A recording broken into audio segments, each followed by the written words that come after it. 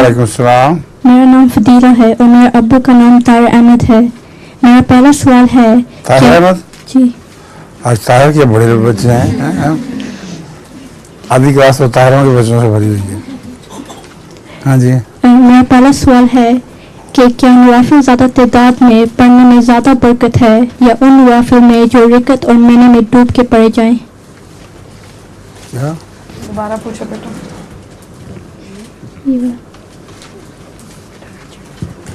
क्या नवाफिल ज़्यादा तादाद में पढ़ने में ज़्यादा बरकत है या उन नवाफिल में जो रिकत और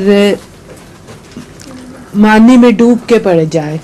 वही बेहतर है जो रिकत के साथ पढ़े जाएं और मानी में डूब कर पढ़े जाएं, वरना तादाद का तो कोई फ़र्क नहीं पड़ता।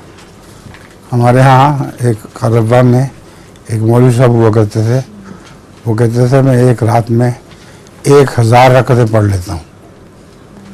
अब 1000 रकतें रात पढ़ने में क्या समझ आती होगी उसको, वो मुश्किल टकरे मारता होगा। तो वो समझता था यही नेकी है। तो नवाफिल की तादाद ज़्यादा नहीं होनी चाहिए, नवाफिल का मजमून अच्छा होना चाहिए।